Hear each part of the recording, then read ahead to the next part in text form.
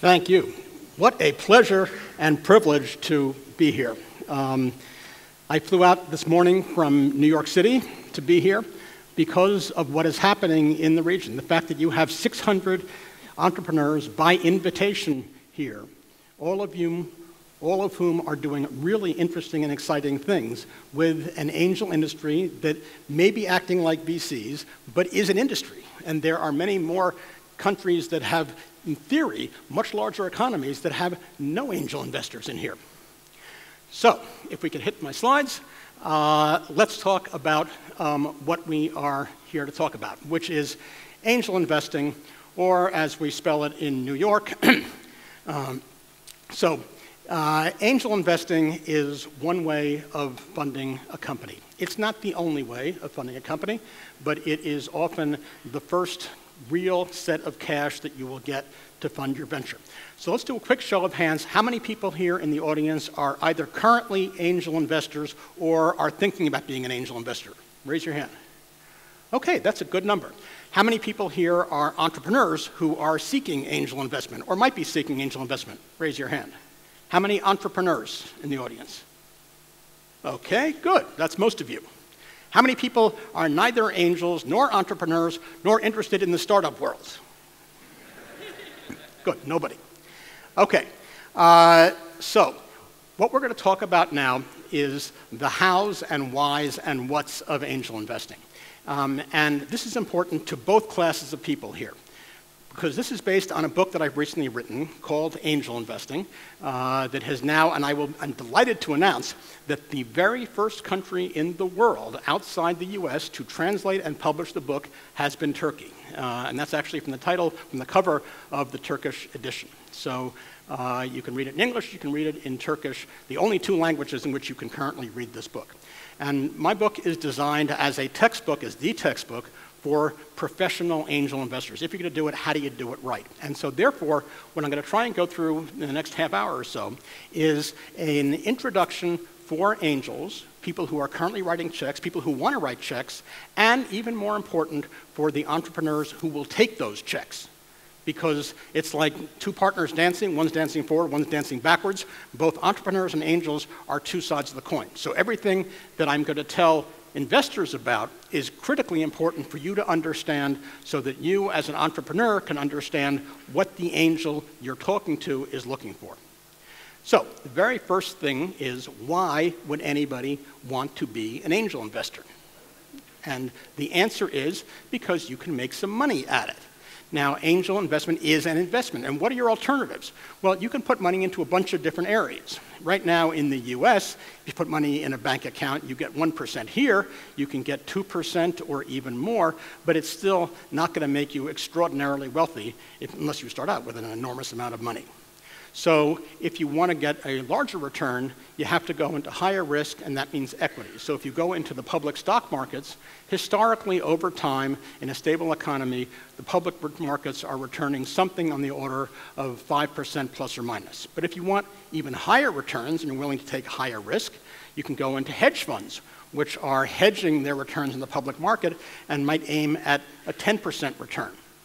If you want to take even more risk, you can go into private equity. Private equity can be aiming at a 15% return because they're investing in things that are not available on the public markets. If you're really not risk averse and you want a higher return, you can then invest as a limited partner, if you're an accredited investor, in a venture capital fund. And VCs invest in what they hope will be high growth companies and turn around and then try and provide a 20% return to their limited partners. So if you can get, in theory, as much as a 20% return as an LP in a venture fund doing virtually no work, why on earth would anybody want to be an angel investor? And the answer is, looking at it from a purely financial perspective, turns out that the average professionally managed angel portfolio over time can return 25% on an annualized IRR, internal rate of return, on an annualized return basis. That's quite a hefty return compared to other potential investment sources. So, how do we work it? Let's take a very, very simple thing. So all you angels can take out your pencils now and start taking notes, because it's a very simple process. First, you go look in every garage and try and find guys who look like this. And then when you find them, you write them a check that looks like that. And then you sort of put it in the oven and bake for a number of years. And hopefully the scruffy guys in the garage turn into this. And the company that you invested in turned into that. And you have the world's most valuable company, funded originally by angel investors. That's a picture there of Mike Markula, who was the first angel investor in Apple Computer, who did very, very, very well. But it's not only the tech giants like Apple and Microsoft that were funded by angel investors. Every single company traded publicly in the United States took some outside capital at some point before it went public. And all of these companies, and many, many, many more, were funded by angel investors. So let's start with some very, very basic things. When entrepreneurs look for funding, they typically will say, I'm looking for money from angels of VCs, or VCs and angels, almost as one word. But they're not the same. They're quite different. Venture capitalists, in case you were wondering, are professional money managers. That's their job. They manage other people's money. And in exchange for managing that money and putting it into backing high-growth companies, they get both a management fee and then they get a decent percentage of the profits generated over time. In contrast, angel investors are individual people like me and all the folks who raised their hand a few minutes ago, who are what I call rich-ish people. Because if you're a really, really rich person, you don't have the time to spend doling out $25,000, $50,000 in angel investments over there. There's other things to do with your money. So angels tend to be very well-heeled, very well-off people who are investing their own money out of their own pockets into startup companies for an economic return and other kinds of reasons. So now, let's put angels and VCs into the overall picture of startup financing, right? So let's take a look at this chart. This is what is known as a semi-log graph. From left to right, you see the linear sequence of a company. You have an idea, you then do a plan, either a traditional business plan or a lean business model canvas. You typically will prototype it, you have beta testers, you actually ship it, you have customers who are generating sales and revenues, and then you turn profitable. On the left-hand side here, on the y-axis, we have the amount of cash raised, or the amount of cash funded by different sources. But this is not a linear scale. This is actually a logarithmic scale. So this is in US dollars, but you can extrapolate. If this is 0, this is 100,000 US. This is a million US, 10 times. This is 10 million, 10x, and that's 100 million. So if this were a linear scale starting at 100,000, that would go way off the top of the roof. So it's compressed so you can understand it. Now, where does the very, very first money into a startup company come from? This is an audience participation moment. Let me hear. Very first company, very first money. The founders, you got it. It better come from you, because if you don't put real cash into your own company, nobody else is going to put in a penny. You have to be betting not just your time and effort, but real cash, serious cash. Whatever serious means to you. If you're rich, it can be $1 million. But even if you have virtually nothing, it better be a good percentage of that virtually nothing you have, because it shows you're willing to bet your fungible cash on yourself. Okay, where's the second source of capital after you? Friends and family, right. And some other people in there, but mostly friends and family. The interesting thing here is that these people are not experts in the field. They're not betting on your concept. They're not betting on your traction. They are betting on you. So friends and family are investing because they have confidence in you. They want to support you. And typically, unless you come from a very, very wealthy family, in our experience, certainly in the US, it may differ a little bit over here, people can generally raise in the tens of thousands of dollars from their friends, family, their extended circle. In some cases, it can be 100,000 or more, but it's a rare person who can't find some thousands of dollars equivalent from friends and family. But after you exhaust that, then where do you go? That's where angel investors come into play. Now, angel investors, whether or not they're acting like VCs, are looking at a business from a different perspective. They are looking at it from the perspective of a professional investor. They're looking at it for an economic return. And that means they're not betting on you because they like you, they're betting on you because they think you will be able to make them money. And that means they want to see something. They typically want to see not necessarily profitable revenues, but they want to at least see that you have more than an idea to start a company. And so that's why you're being asked for business plans. That's why you're being asked for some proof of concept prototypes, some traction somewhere along the line. Then there is one interesting thing that's a non-investment source of capital, and that is government grants. Now, this will depend on different governments. Even in the US, which is a very sort of a laissez-faire capitalist country, there is a whole federal government program called SBIR grants, in which the federal government mandates each agency to provide grants to startups. In Europe, there's actually quite a bit of government money floating around. So these are grants which are given to the company, provided it's doing something that the government thinks should be encouraged. So you typically wouldn't get this for a pure social network, but if it relates to any kind of science or technology or ecology or anything that's a socially beneficial operation, you may be able to get it. But that's sort of the beginning and end of free money. Now, if you need more cash and you're a little bit more advanced as a company, now you turn to angel groups or angel networks, bands. These are groups of angels collecting together voluntarily, pooling their capital, pooling their expertise, and writing larger checks. So the typical check from an angel network might be in the hundreds of thousands of dollars US, up to very, very low millions. And they are looking now at a later stage company. They are not looking as a group for a pure startup and an idea. They want to see some traction. They invest in companies that are actually on the way. And so while it may not be acting like a full VC, it's acting like a partial, very early stage VC. Because the next stage up is actually the VCs themselves. They're looking for more traction, more advanced company, and they're putting in more dollars themselves. And so VCs invest in 1 out of every 400 companies they see. Angels invest in 1 out of every 40 companies they see. So you have a much better 10-to-1 odds of getting an investment from an angel as opposed to a VC.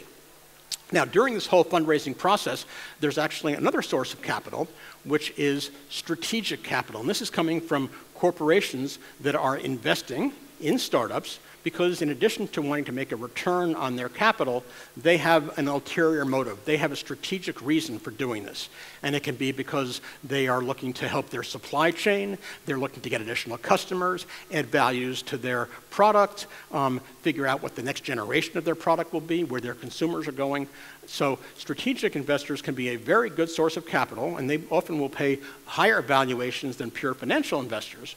The difference is because they have a strategic reason, you have to be very, very sure that the reasons are aligned with where you want to go.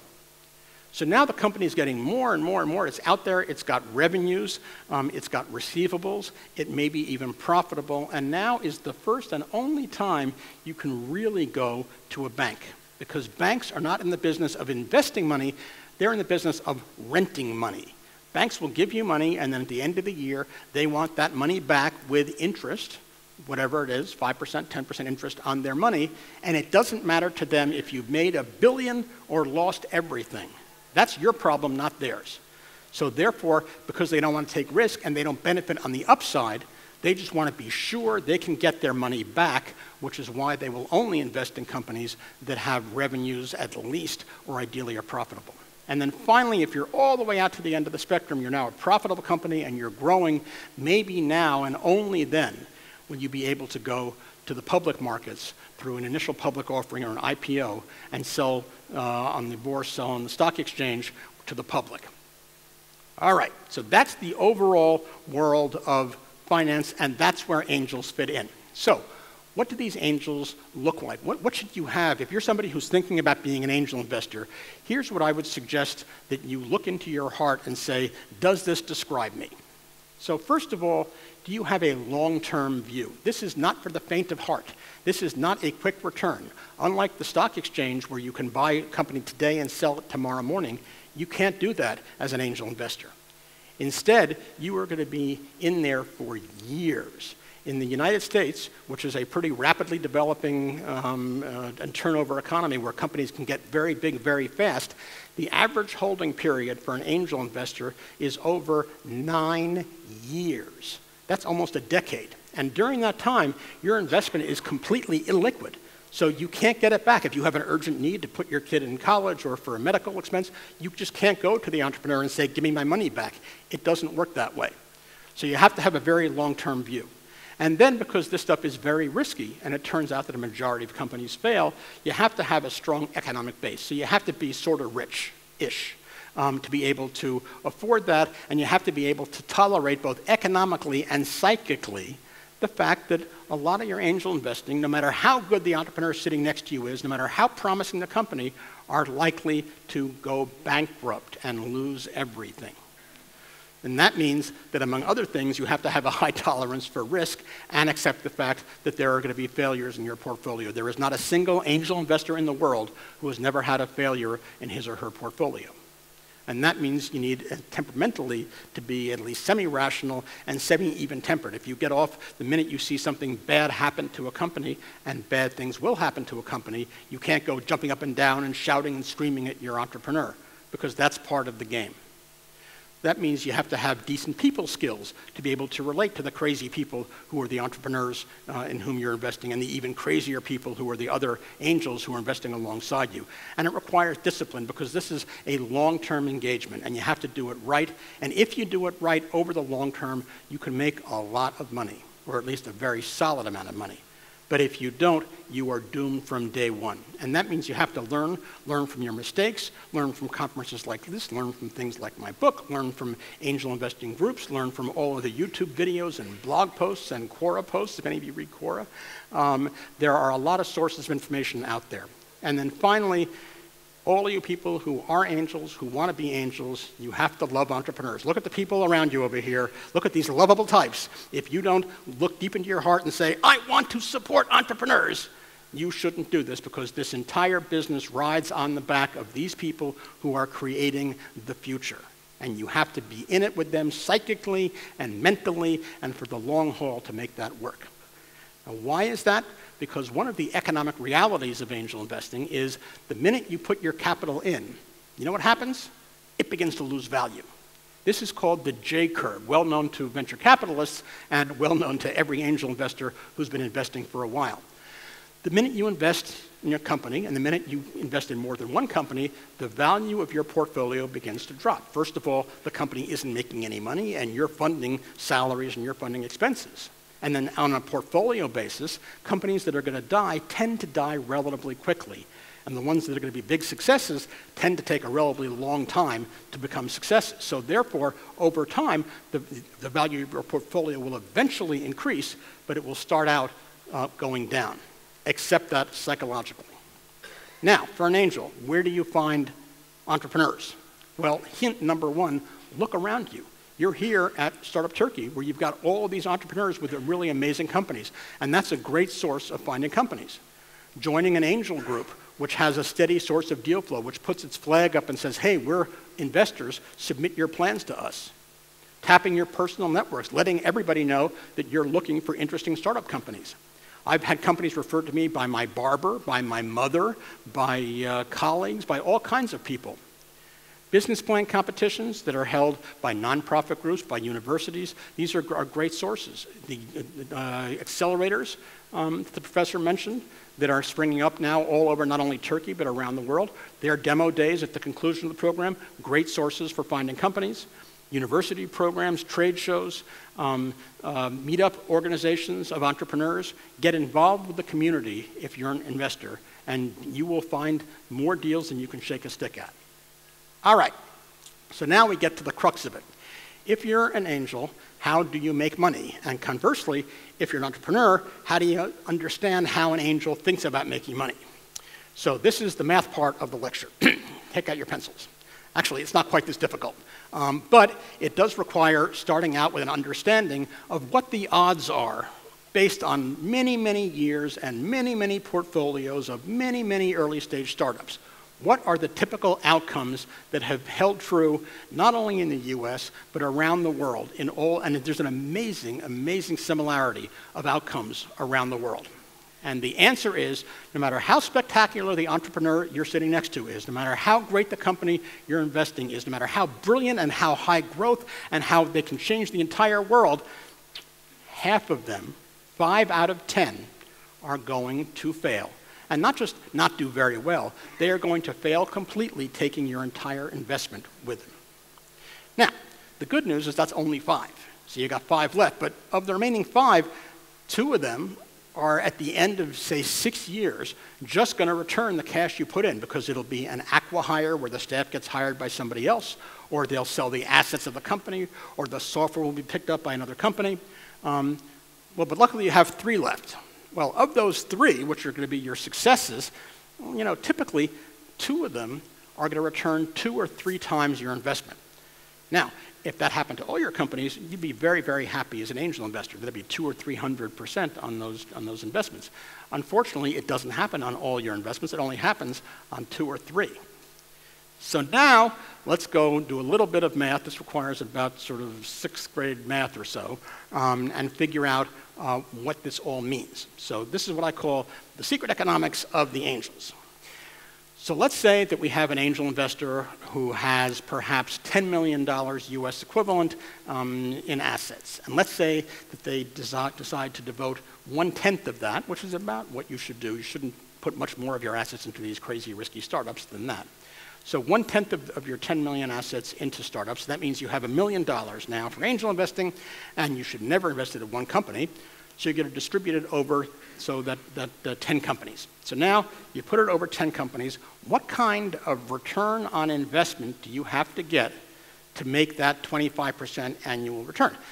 Now remember, the 25% is an annualized number. That's the IRR, internal rate of return.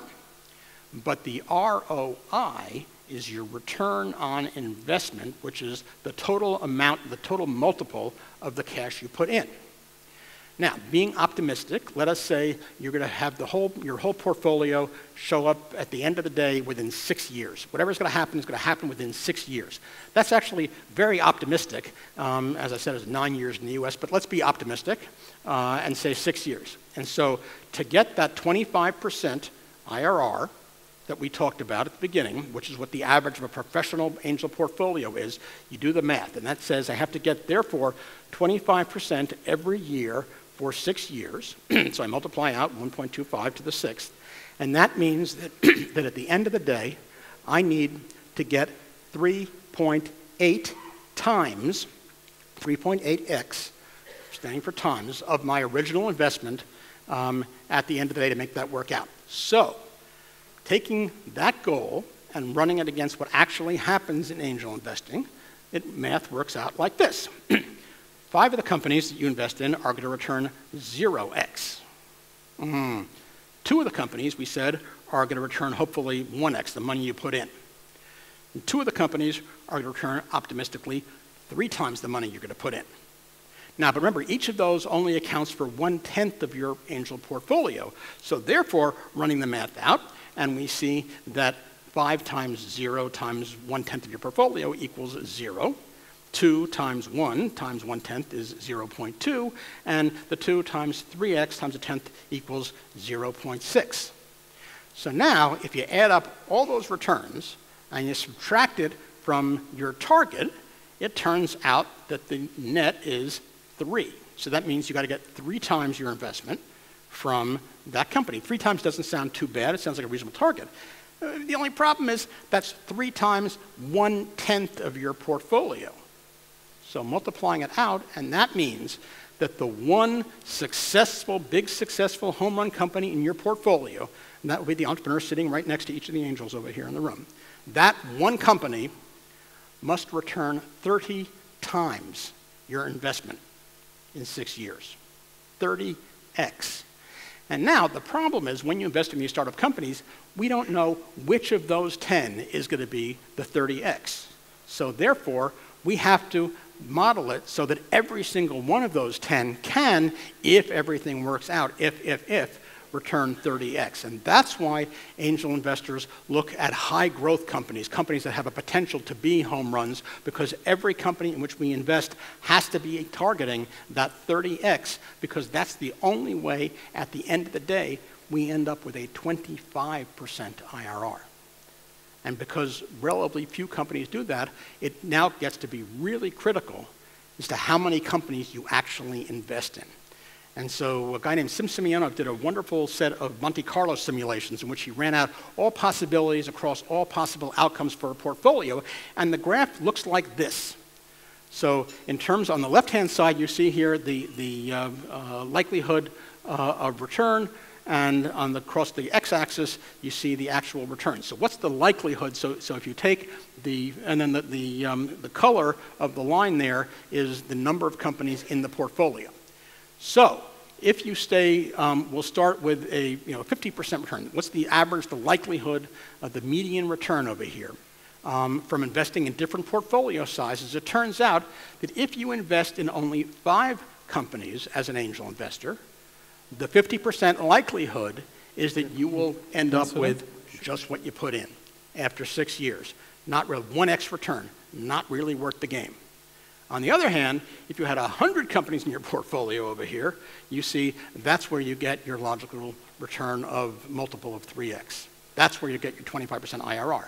So what this says is that the more companies you invest in, up to a reasonable amount, because there's a regression to the mean after about 80 or so, that's the way you get that return. So therefore, what I suggest in my book, since I would not suggest that everybody try and do 80 or 100 companies, although I personally have, is at least 30. An angel investor who's doing this seriously should aim over time for a portfolio of roughly 30 companies.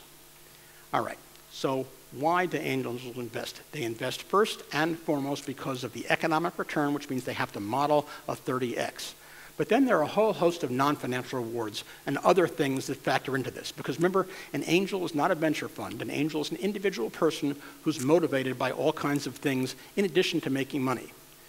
Wanting to know what's going on. You guys are all cutting edge. Whatever you're doing, by definition, is something that hasn't been done before, and you're pushing the edge with technology applied to the world. And so if you're an angel investor, you can, by investing in a company and keeping track of this industry, you can see what's going on, and that can keep you mentally healthy and alive and up to date on what's going on. Many, many, many angels, if not the vast majority of angel investors, are actually former entrepreneurs themselves or current entrepreneurs. And so being an angel investor is sort of the equivalent of being a grandparent. You get all the fun of grandchildren without having to change the diapers. So being an angel investor means you get a lot of the fun of entrepreneurship without having to actually do the hairy work and stay up until 3 o'clock in the morning. For many of us, giving back and mentoring is a really important part, seeing people like us and helping them learn from our mistakes over here. We get to hang out with really cool people, people who were themselves entrepreneurs and who are now angel investors. And then, of course, you get to try and help the world. What does that mean? Well, that means that in addition to making money, we're also trying to have an impact on the world. Now, for entrepreneurs, this doesn't mean that we're charities. So there are very, very few, if any, angels who are just giving you money because they want to help. Okay? That's not what they do. That's a charity. So if you want to go to a charity, there are people who make charitable grants, but not angel investors. Angel investors want to change the world and make money, doing good and doing well at the same time. And that's a critically important thing. You may have heard the concept of a double bottom line before, doing good and making money. There is no such thing as a double bottom line because you can't put the two of them into one equation. You cannot put an economic return and social good into a single equation. I'm sorry, no matter how much you want it to work that way, it doesn't work that way. So therefore, since you can't do a min-max on this thing, you have to optimize for one or the other. And so if you are going to be an impact investor as an angel, or if you are talking as an entrepreneur to an impact investor or somebody who says they are, it is critical to understand which is more important. Which are you? Are you a financial first investor, or are you an impact first investor? Now, both of those are trying to aim for the top quartile over here, the upper right-hand quartile, which says that this is a company that's making a lot of money and doing good. But the difference is that a financial first investor says, I am optimizing for an economic return, and I have a minimum floor as to what good this company has to do. So I will not invest in a sin-related company. I'm not going to invest in companies that grind the faces of the poor or steal candy from children. Or maybe it has to do something proactively good. it has to, provide light to, towns in Africa, or it has to, cure cancer. But it has to make money. So making money first, and then there's a limit as to how little good the company can do. Impact-first investors go the other way. They say, my most important thing in that upper right-hand quadrant is having a positive impact on the world. So that's how I'll look at things first, but I have a floor. So I'm not going to do this as a charity. I have to make at least a certain return, but I'm going to optimize for doing good. So that's the difference. Figure out which one you are or which one you're talking to, because you can't be both, you can only be one. All right, let's go to the mechanics of angel investing and the theory behind this and how does this work. And there are two different approaches to angel investing. One of them is what I call the Silicon Valley approach. And you've all heard the term here, unicorns. These are these billion-dollar-plus companies. And so the way the Silicon Valley mindset works is, I'm only investing in unicorns, and my entire angel investing world is a unicorn hunt. I am trying to find the next Uber, Pinterest, LinkedIn, Facebook, Twitter, whatever, and if it's not that, I don't care about it. So I don't care if you're going to be a good company, a solid company, a really good company. I only care if you're going to be Uber. And if you're not, then I'm going to write you off and forget about you. Now, the odds of those unicorns are tiny, tiny, tiny. Despite the fact of what you read in TechCrunch or you read in the blogs, they don't happen every day. There are maybe one or two a year in the world of these super duper high growth unicorns. And if you're in, that's great. And if you're not in, it's not great. And the odds are you're not going to be in. So therefore, in the Valley, the mindset is a combination of spray and pray on the one hand, or on the other hand, social proof. If Mark Andreessen is in this, it must be a good deal. Or if Tim Ferriss is investing, I want to be in his syndicate because he gets access to the good deals. So there, it's all about unicorns. The other approach is what I call the everybody else approach. And this is also known as the East Coast US approach, or the rational investor approach, or the professional angel approach. And this says, don't bet on unicorns because the odds are overwhelming, you're not going to hit one. Instead, what you're looking for are what are known as gazelles. Now, a gazelle is a high growth company that is at least increasing its revenues by at least 20% for at least 4 years, starting from a base of $1 million. These are really high growth companies that are doing really well. This is not your mom and pop corner store. This is not a little personal proprietorship selling widgets. This is a high growth company. 20% a year, every year from 4 years after $1 million bucks, you've hit there. And it turns out that there aren't one or two of these a year. There are hundreds of thousands of these out there. And this is where those returns come from, because you don't have to hit a billion-dollar company if you value the company as an angel investor appropriately going in. And you heard before about every company here thinks they're worth at least $1 million or $10 million in the US, when you should be thinking about 100,000 or 200,000. Let's say you value the company at 800,000 coming in, which is on the very high side, and you take in an investment of 200,000. That means the post-money valuation of your company is $1 million, which is pretty high, I would say. But assume it's $1 million. And remember, the angel now has to get a 30x exit. So what that means is that after 6 years, your company needs to be sold for $30 million US. And guess what the average sales price on an M&A, merger or acquisition transaction is? It's between 20 and 40 million in the US. So therefore, 30 is right in the sweet spot. So that would say $1 million, 30x is a 30 million outcome. On the other hand, if a company says, I'm worth at least $10 million, 30x is $300 million. And I will tell you that I have invested in well over 100 companies, and I do not yet have one single $300 million unicorn out there. So therefore, if my entire philosophy was based on hunting unicorns, I'd be broke. But it's not. It's based on gazelles.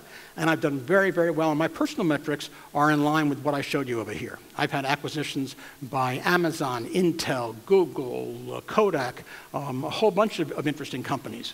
And they were all reasonable acquisitions, things in the decamillions or low hundreds of millions. And you can do a very good portfolio that way. Now, let's just quickly go through some of the mistakes that angels make and then how to do it right. So here are the top 10 mistakes that new angels make. First of all, if you hear presentations in the competition, it will sound like every single thing you're hearing is amazing. It's a really cool, latest, greatest company. And so for a new angel, investing in the first deal you see, typically not good. Because you know what? Every company here is going to sound really cool. Every company. Otherwise, they wouldn't be here. They wouldn't have been invited in the first place. So sit back for a minute. If you're going to an angel group, if you're going to a conference, look at many companies so you can begin to calibrate and see what makes sense. Number two, once you find a company that looks interesting, make sure you do your diligence. Now, due diligence says you have to pay appropriate attention to what you're investing in. Now, that doesn't mean take 6 months and ask for 17 analyst reports. It means understand the market in which you're investing. It means understand the company's business model, what they're planning to do. Understand the company's history so you know exactly what they have been doing. And check out the person to make sure that this is a straight person, the kind of person with integrity in whom you'd want to invest. That's all it is, but you should do all of that. Next, if you have to understand the market and you don't know the market in which you're investing and you're not going to spend the time to really do the due diligence, you're going to get in trouble. So therefore, if you invest outside your area of expertise, you're in trouble. That's why I don't invest in fashion deals. You would not want me investing in your fashion deal. Next, we talked about valuation.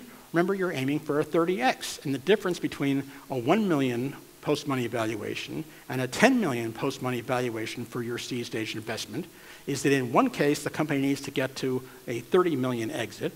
In the other case, without taking a single additional penny, the company has to get to a $300 million exit.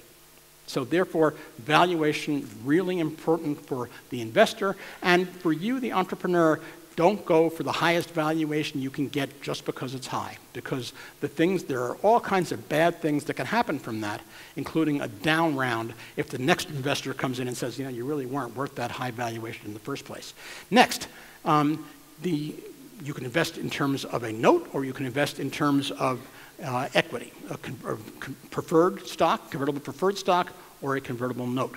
A convertible note is effectively a loan that will convert into preferred stock, into equity, at the next professional investment round.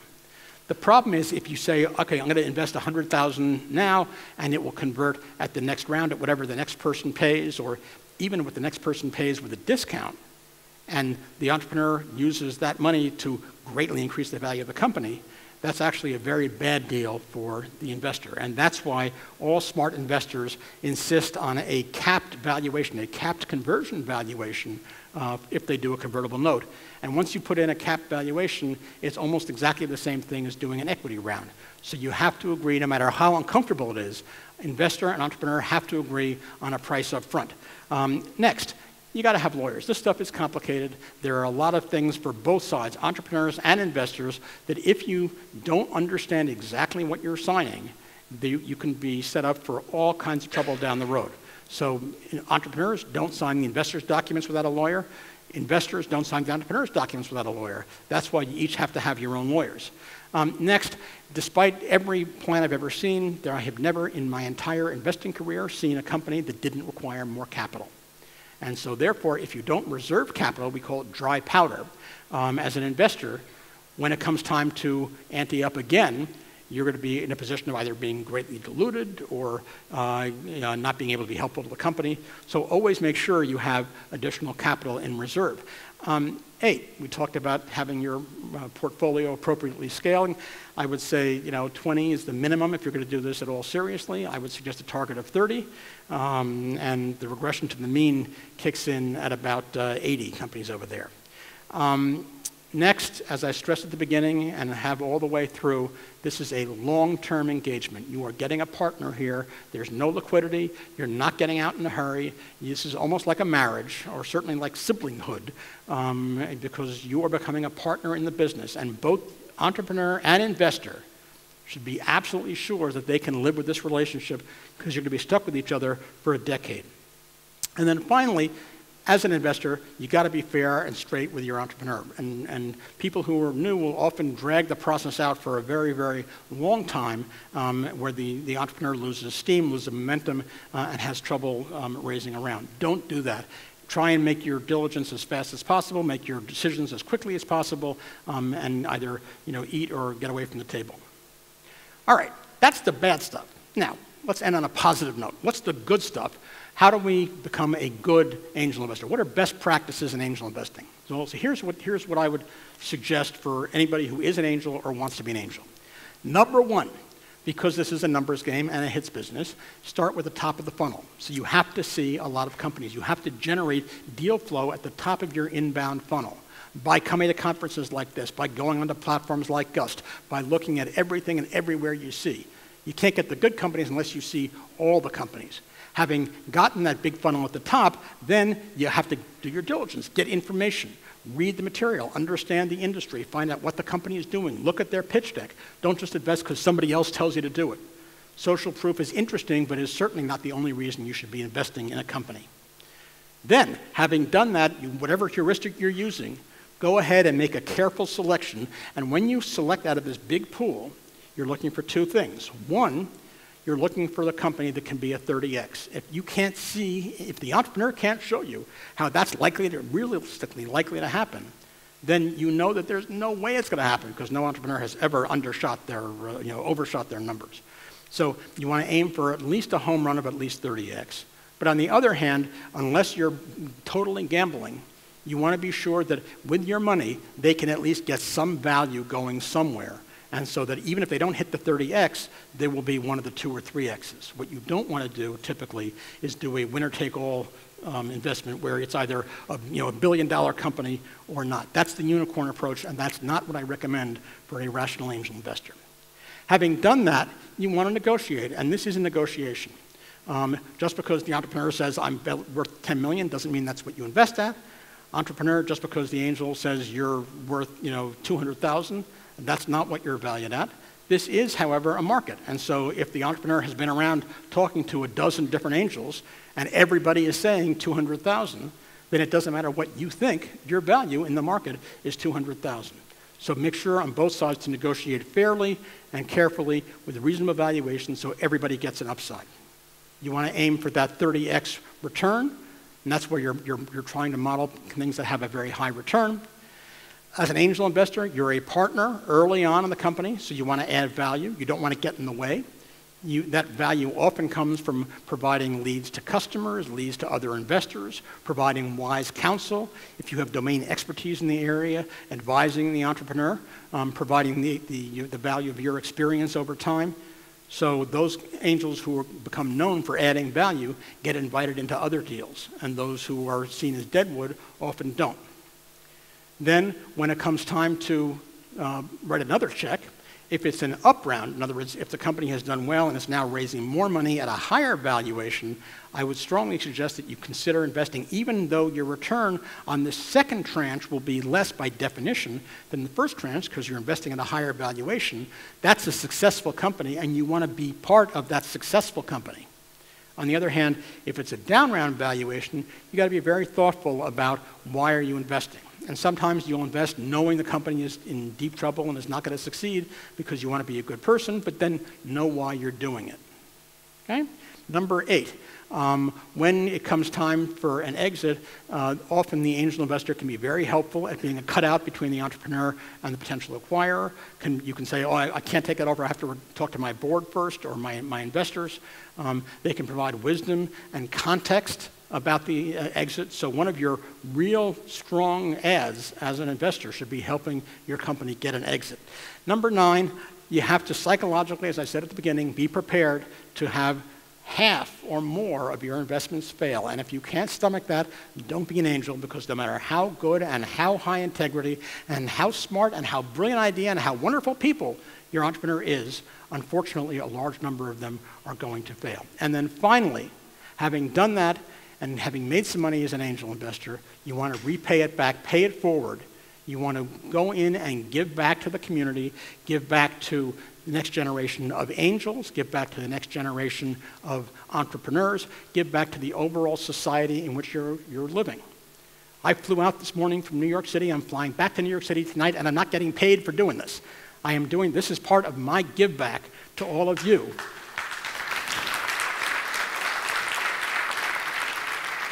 Thank you, but that wasn't an applause line. But if anything, it's an example. And those of you who follow me on Quora know that I've written over 3,000 answers on Quora about angel investing in startup finance and venture capital and entrepreneurship.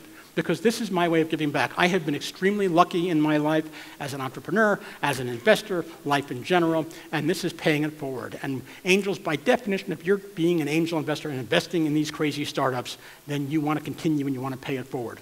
So let me leave you today with, if you're going to you can get the book, get it in Turkish, get it in English, and you can skip the entire thing, and I'll take you right to the last paragraph, which basically says, angel investing plays a vital role in launching and nurturing the businesses that will shape the world of tomorrow. Companies that will help millions of people live richer, longer, healthier, more prosperous, and more enjoyable lives, even as they build significant assets for their founders, their employees, and yes, their investors. Thank you very much. It's very important for the entrepreneurs to understand the logic of angel investing.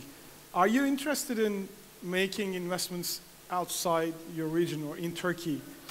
Not because I'm asking as a rush for you to come up, but what will make international investors, angels, be interested in developing countries? Angel investing as not a profession, but as a serious endeavor that is carried out by a lot of people using best practices is a relatively recent thing.